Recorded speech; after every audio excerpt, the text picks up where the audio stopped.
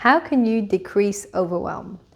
Overwhelm is such a common feeling. This is something I feel from time to time, though I've worked on it. It's something most of my clients feel a lot of the time. And there are a few key things that really help me to decrease overwhelm.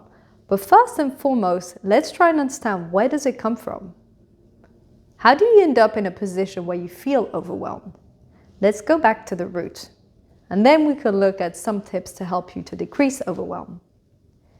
There are three main types of overwhelm personas. The first one is the high achiever. The second one is the people pleaser. And the third one is the procrastinator. And all of these personas, and we all have a bit of each of them, are what contributes to this feeling of overwhelm. So how does this work? Let's look at the high achiever, for instance. As a high achiever, you're driven by achievement. You get your feeling of self-worth and recognition by achieving great results. If you don't achieve something, you feel discouraged, your self-worth and self-esteem decreases. This isn't ideal. You can learn to work on your high achiever and get recognition and self-worth for just being who you are and not actually feel the constant need for achievement. But this is a topic for another episode. I think the idea of shifting from high achiever to high performer, this is something I know I covered a few episodes ago. I'll put a link in the show notes. So coming back to this high achiever, how does this lead to overwhelm? Pretty simple to see the correlation here. If you're a high achiever, you take on more projects. Why? Because you feel better the more achievements you have. And it looks good. People will celebrate you for making progress on important projects. So you take on more and more and more. Next thing you know, overwhelm. Because overwhelm is when you've taken on too much, or that you feel that your mind and your brain and your thoughts can't compute the amount of projects that you've taken on. What's interesting is between two people, one person can be dealing with 100 projects and not feel overwhelmed. The other person dealing with 10 projects and is feeling overwhelmed. I want to wonder, what's that due to? From what I've seen, it's a combination of how the person is processing all of them. Are you multitasking? Are you single tasking? And are you getting a feeling of frustration when you're not progressing as much as you like on the different projects? Because this is something else that I've seen with a lot of high achievers, is that they want to feel a constant sense of growth and progress and achievement. And if they don't, overwhelm again. So how do you work on this? Well, one thing is you work on your high achiever. Like I said, I discussed this in a previous episode, but also start to recognize when your high achiever is in you, is making you take on more projects than you could actually handle. Pause and reflect. Maybe there's something you need to say no to. And this actually leads us to our second type of persona, which is the people pleaser. This is correlated, and most of us have a bit of all of these. People I coach are pretty much always high achievers, and people pleasing is also extremely common. People pleasers struggle with saying no. So needless to say that if you're a high achiever and you take on a lot because you want to achieve great results, and you also have a people pleaser that doesn't like saying no, recipe for overwhelm. How do you work on your people pleaser?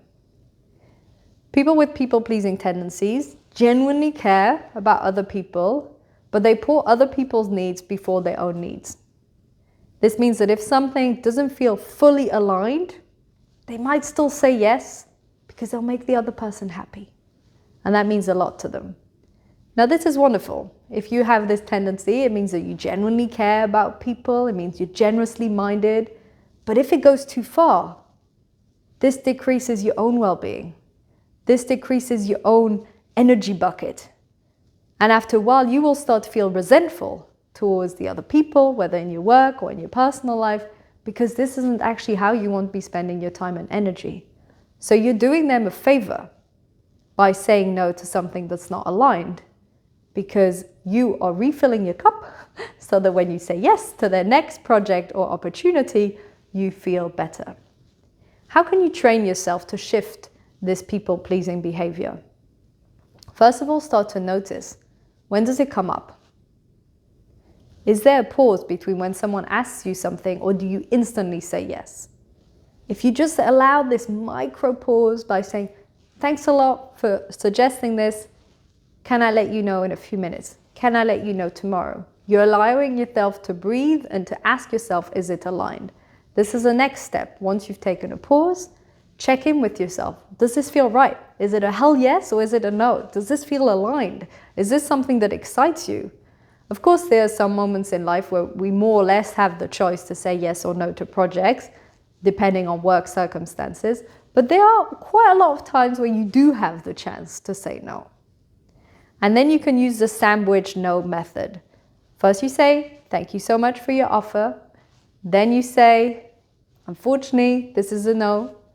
And third option, you say, however, I would be happy to put you in touch with such and such, or maybe we can do it in the future, or you give them an alternative. Actually, the maybe we could do it in the future is sort of a cop-out, so we'll avoid this one. Something more realistic, putting them in touch with someone else, giving them an alternative, so you finish on a high. This is a sandwich no method. More than anything else, to overcome people-pleasing behavior takes practice.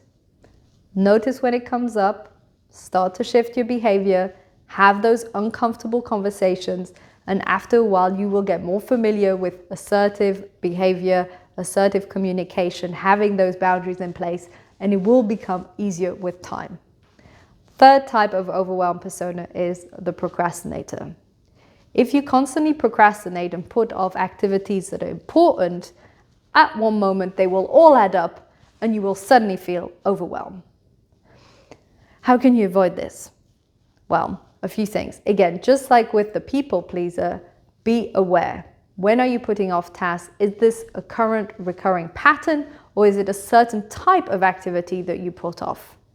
Then start to see the difference between postponing, we all need to postpone activities sometimes to prioritize other ones, and procrastination, which is this is the activity that would be the priority now, and you're choosing not to do it.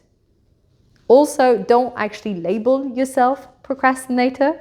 I'm using this for simplification as a persona, but if you make it part of your identity, you believe you need to procrastinate to be congruent with your feeling of identity.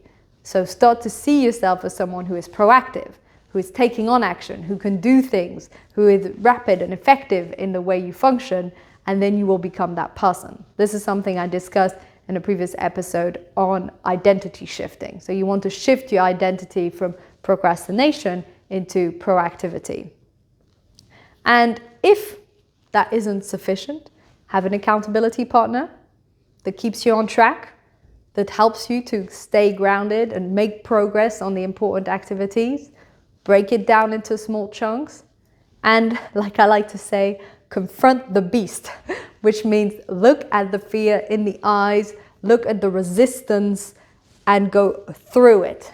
Resistance and fear overcomes you when you avoid it. But if you look at it and you say, yes, I'm afraid. Yes, this is uncomfortable. Yes, I have huge resistance to this activity, yet I'm doing it.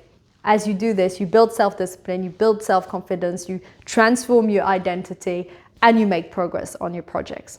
So those were the 3 types of overwhelm personas: the high achiever, the people pleaser, and the procrastinator. Now that you're aware what's the root, it will make it easier for you not to take on projects that aren't aligned, or take on too much because you like to achieve, or constantly procrastinate. And this means you don't build up this feeling of overwhelm.